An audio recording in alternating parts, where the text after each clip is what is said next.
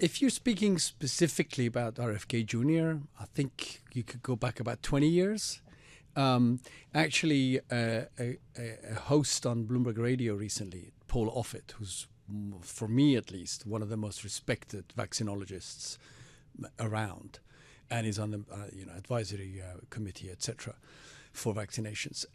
He, I think, had an interview with him or had a conversation with him about 20 years ago, after which there was a publication where his very strong, RFK Jr.'s very strong views were espoused. But generally, vaccine hesitancy, vaccine questions, as we all know, have been around like any other medicine, really. As soon as something is available. Right now we have obesity drugs, and lots of people are questioning about obesity drugs. So any new product, any new technology that comes along, there are skeptics. And sometimes that's very useful because it pushes you to think harder, to make sure you have the data and the science backing the risk-benefit ratio. That is the critical element of any intervention that we do in our lives, risk-benefit ratio. So, is there any concept that this sentiment is on the rise, or sort of what effect can we think that it has in terms of public health? Yeah, there is evidence that the view of particularly parents with regards to childhood vaccinations is in terms of negativity is rising. And if you think back, we had that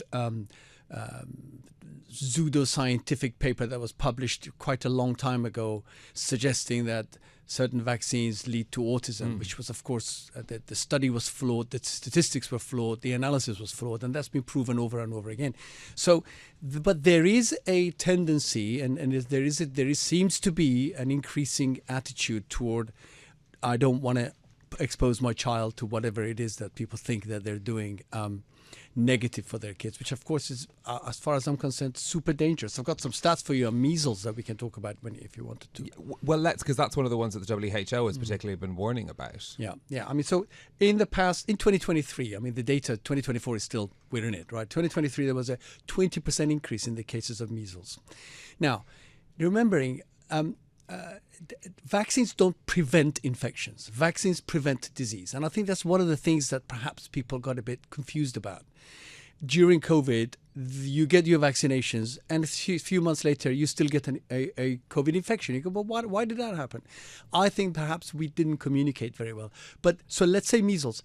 This infection, 20% increase, could be a statistical fluke, but let's see how 2024 turns out.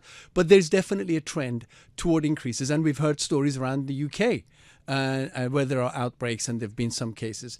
But let me just say, before the vaccine came through, 2.6 million people a year were dying, 1963. Imagine what the world population was at the time. Now, much larger. And so far, last year or this year, we've only had 107,000 deaths. Only, I mean, that's obviously a single death is bad.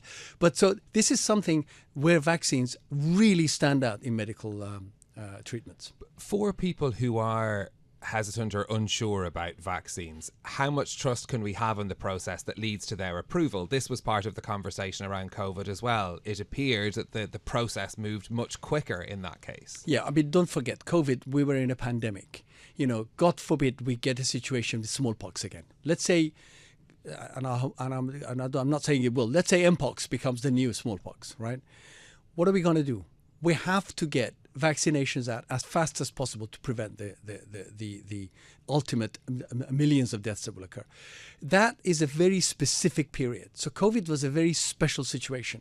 People should not assume that. Vaccines used to take years to get to market previously, and they continue to be the case now. That was a special period.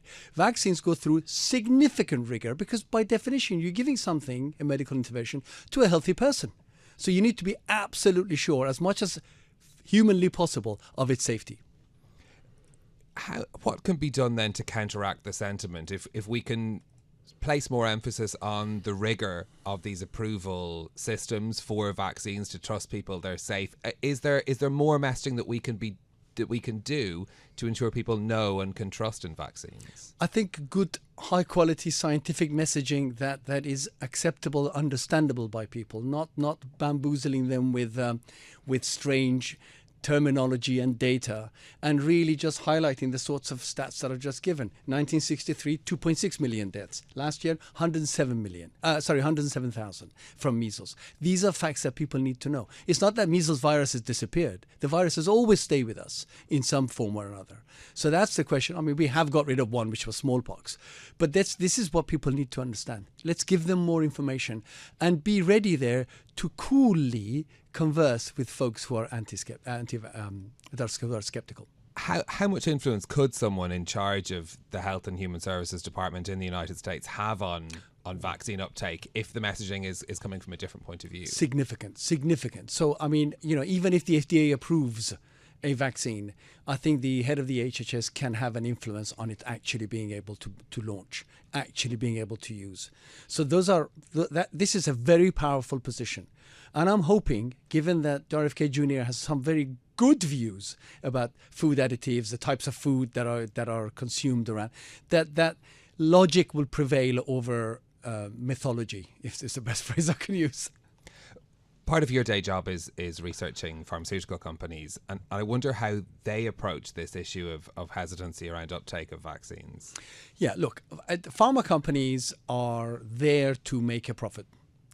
They're there to get their product to market faster and keep it on the market for longest. The agencies, the FDA, the European Agency for Medical Regulation and Approvals, etc., they are there to gatekeep. I'm not saying pharma companies do bad things, but there is a significant barrier between a company who's incentivized to get its products to market, which in a majority of the times they do with good conscience. There is a barrier. There is a significant filter with the public. And that's what these agencies are for. That is where we hope that the HHS and the new administration that's coming into the US doesn't undermine that ability. Yes, remove red tape, but don't undermine the critical nature of their work, which is safety.